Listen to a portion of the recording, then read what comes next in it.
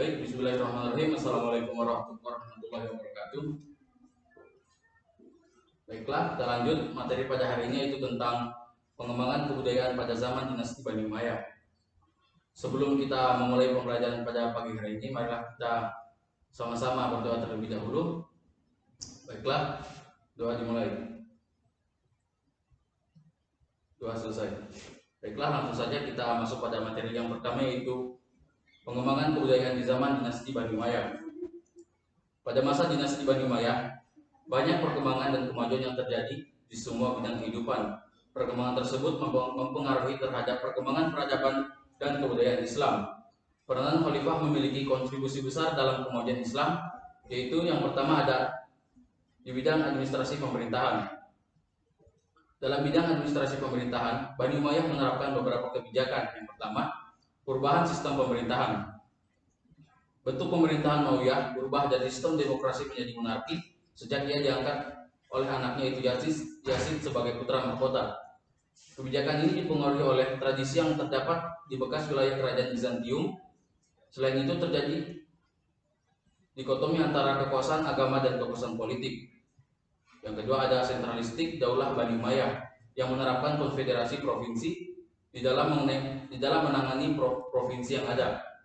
Di sini Umayyah menggabung beberapa wilayah menjadi satu provinsi, dan setiap gubernur memilih amir.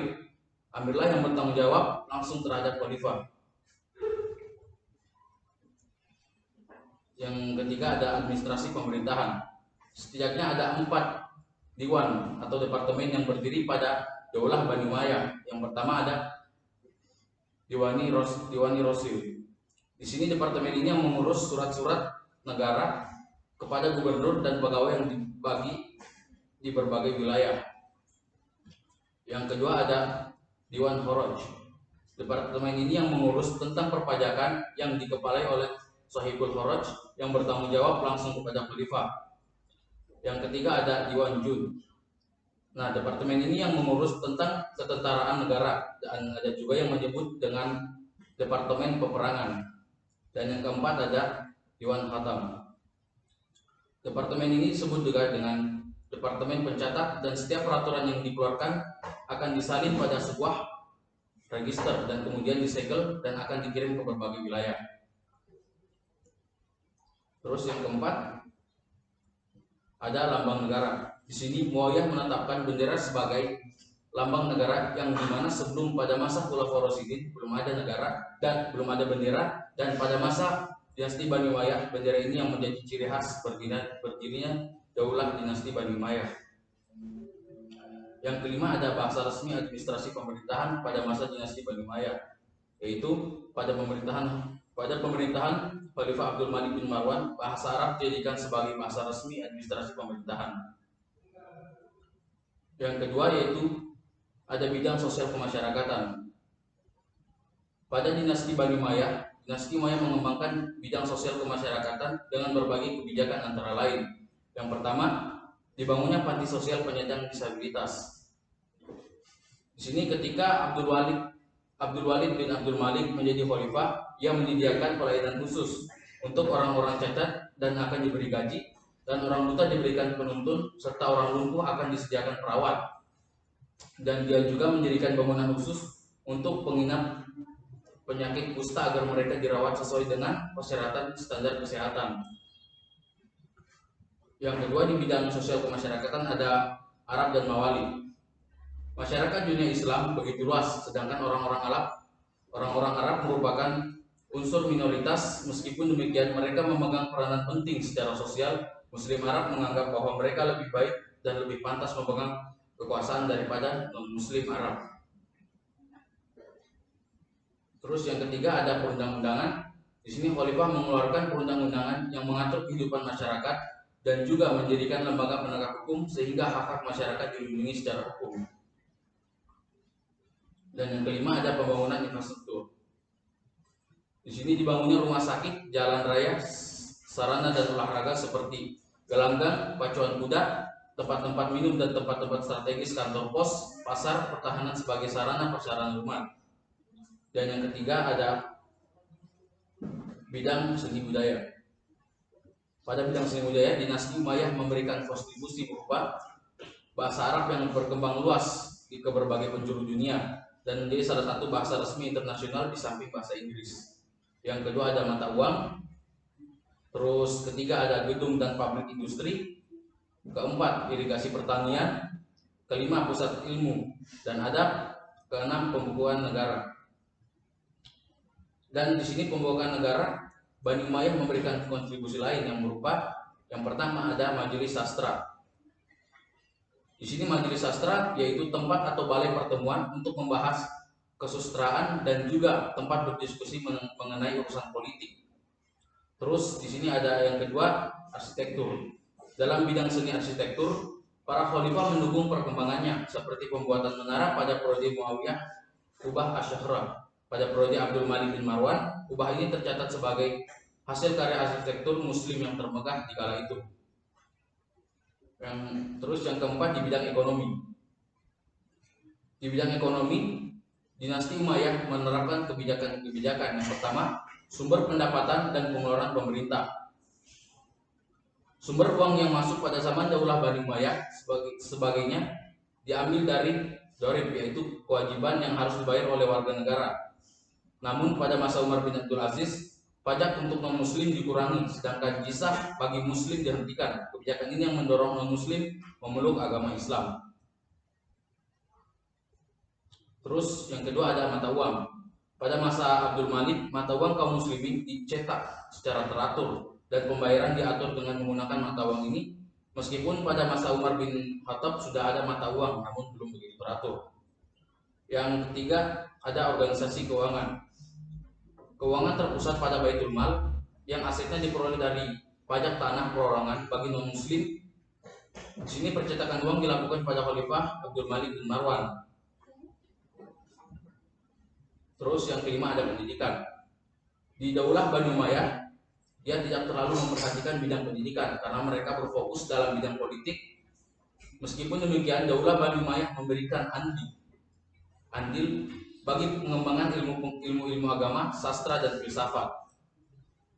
Dan Daulah menyediakan tempat-tempat pendidikan. Yang pertama ada kutab, yaitu tempat anak-anak belajar menulis dan membaca serta menghafal Al-Quran.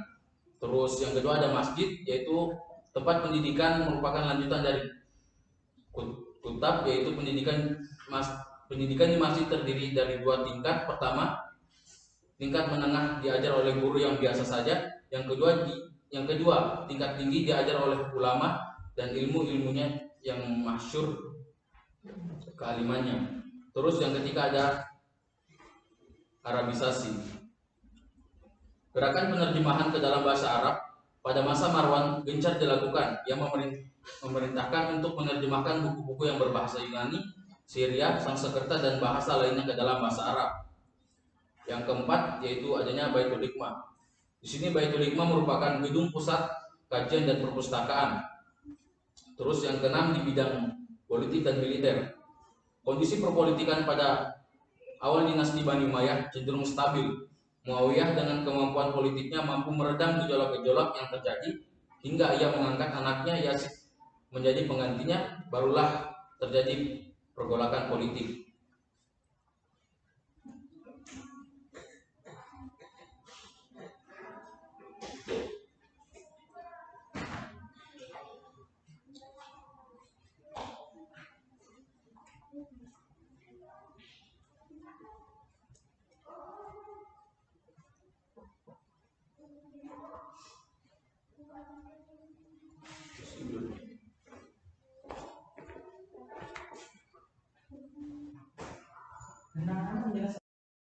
Nah, di antara kebijakan politik yang terjadi pada masa Daulah Bani Umayyah adalah terjadinya pemisahan kekuasaan antara kekuasaan agama dengan kekuasaan politik.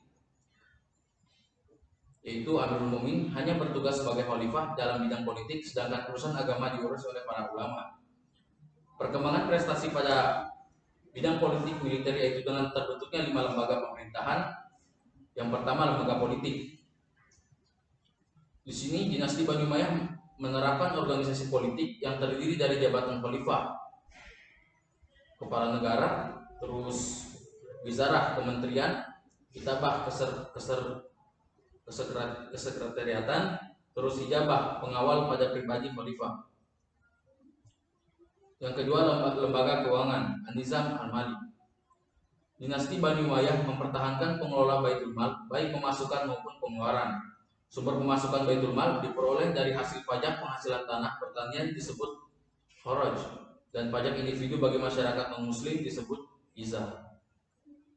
Terus yang ketiga, lembaga tata usaha, An-Nizam Al-Idari.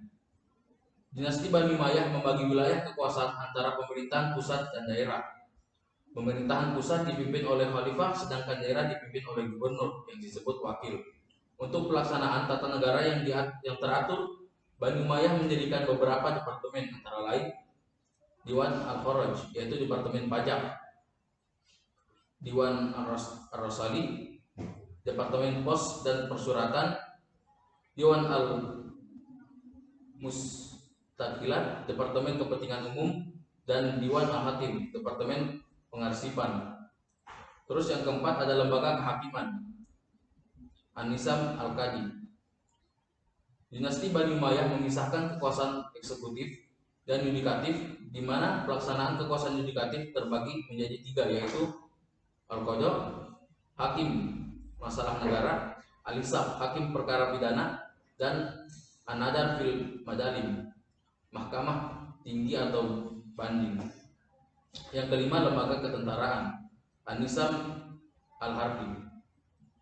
Lembaga ketentaraan sudah ada sejak Khulafaur Rasyidin. Perbedaan pada rekrutnya, personilnya, di mana pada masa Khulafaur Rasyidin setiap orang boleh menjadi tentara, sedangkan pada masa dinasti Bani Umayyah hanya diberikan kepada orang-orang Arab. Dan di samping itu juga dibentuklah Dewan Sekretaris Negara, Diwanul Kitabah, yaitu dia yang bertugas mengurusi berbagai macam urusan pemerintahan, dan dewan ini terdiri dari 5 orang sekretaris. Yang pertama, sekretaris persuratan, kedua sekretaris keuangan, ketiga sekretaris tentara, dan yang keempat sekretaris kepolisian, serta yang kelima sekretaris kehakiman. Sini adalah langkah politik Bani Umayyah. Yang pertama, memindahkan ibu kota pemerintahan Bani Umayyah dari Kufah ke Damaskus. Kedua, menumpas segala bentuk pemberontakan yang ada demi terciptanya stabilitas keamanan dalam negerinya. Yang ketiga, menyusun organisasi pemerintahan agar roda pemerintahan pertaniannya dapat berjalan lancar. Yang keempat, mengubah sistem pemerintahan demokrasi menjadi sistem monarki. Yang kelima, menetapkan bahasa Arab sebagai bahasa nasional Bani Umayyah yang dapat berfungsi sebagai alat pemersatu bangsa. Yang keenam, demi keselamatan khalifah dibentuk Al-Hijabah, ajudan, dengan tujuan agar tidak terjadi pembunuhan pada khalifah. Dan dalam kebijakan militer, dinasti Umayyah menerapkan beberapa hal, yaitu undang-undang wajib militer. Daulah Bani Umayyah memaksa orang untuk masuk tentara dengan membuat undang-undang wajib militer, dan mayoritasnya adalah berasal dari orang Arab. Yang kedua, perluasan daerah. Perluasan ke Asia kecil dilakukan Muawiyah dengan ekspansi ke Imperium Bizantium dengan menaklukkan Pulau Rhodes dan Kreta pada tahun 54 Hijriah, serta setelah 7 tahun Yazid berhasil menaklukkan kota Konstantinopel. Dan perluasan ke wilayah Asia Timur, Muawiyah menaklukkan daerah Khurasan, Oxus, dan Afghanistan, Kabul pada tahun 674 Masehi, dan pada masa Abdul Malik daerah Balkh, Bukhara, dan Hawarizan, Farghana, dan sebagian India, yaitu perluasan ke Afrika Utara dikuasainya daerah Tripoli, Fazan, Saudan, Mesir pada tahun 670 Masehi. Terus yang kedua ada ilmuwan Muslim dan peranannya di masa Bani Umayyah. Pada daulah dinasti Bani Umayyah, dia mendirikan pusat kegiatan ilmiah di kota Basra dan Kufah, yaitu tepatnya di Irak. Perkembangan ilmu pengetahuan itu ditandai dengan munculnya ilmuwan-ilmuwan Muslim dalam berbagai bidang. Yang pertama yaitu di bidang ilmu hadis. Pada masa Rasulullah SAW ada larangan menulis hadis selain Al-Quran. Namun sebagian sahabat ada yang menulisnya untuk keperluan sendiri, seperti Abdullah bin Abbas, Abu Hurairah, Ali bin Abi Thalib. Dan adapun jumlah hadis yang mereka tulis adalah Abu Hurairah sebanyak 5.374 hadis, Aisyah sebanyak 2.210 hadis, Abdullah bin Umar kurang lebih 2.210 hadis, dan Abdullah bin Abbas kurang lebih 1.500 hadis.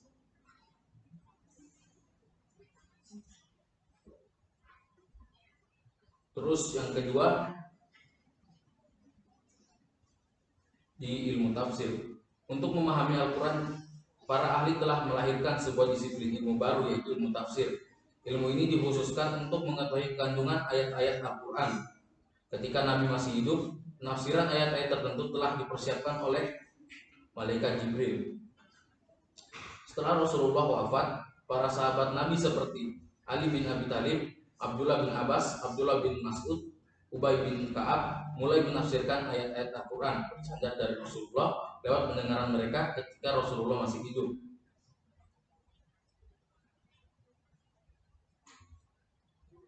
Terus yang ketiga ada ilmu fikih. Al-Quran sebagai kitab suci yang sempurna merupakan sumber utama bagi umat Islam, terkhusus dalam menentukan masalah-masalah hukum. Pada masa Khulafaur Rasyidin, penetapan hukum di samping bersumber dari Rasulullah, dilakukan sebuah metode penetapan hukum, yaitu ijtihad. Ijtihad pada awalnya hanya pengertian yang sederhana, yaitu pertimbangan yang berdasarkan kebijaksanaan yang dilakukan dengan adil dan memutuskan suatu masalah. Dan yang kelima yaitu ilmu tasawuf. Ilmu tasawuf merupakan sebuah ilmu tentang cara mendekatkan diri kepada Allah. Tujuannya agar hidup semakin mendapatkan makna yang mendalam serta mendapatkan ketentraman jiwa. Ilmu tasawuf berusaha agar hidup manusia memiliki akhlak mulia, sempurna, dan kamil. Munculnya tasawuf karena setelah umat semakin jauh dari Nabi, terkadang hidupnya tak terkendali, dan utamanya dalam kecintaan terhadap materi.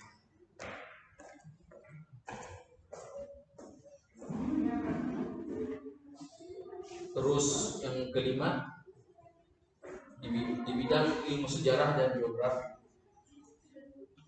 Ilmu sejarah dan geografi yaitu segala ilmu yang membahas tentang perjalanan hidup, kisah dan riwayat pada masa dinasti Bani Umayyah, Khalifah Muawiyah bin Abu Sufyan, pemerintah Ubaid bin Syriah al-Jurhumi, untuk menulis buku sejarah masa lalu dan masa Bani Umayyah. Terus ada ilmu kedokteran. Ilmu kedokteran belum berkembang dengan baik pada masa dinasti Bani Umayyah, tetapi pada masa Khalifah Walid bin Abdul Malik telah terjadi perkembangan cukup baik di bidang kedokteran. Ia mendirikan sebuah sekolah tinggi kedokteran pada tahun 88 Hijriah atau 706 Masehi. Mungkin hanya ini yang bisa saya sampaikan. Lebih dan kurangnya mohon dimaafkan. Wabillahi taufiq wal hidayah. Wassalamualaikum warahmatullahi wabarakatuh.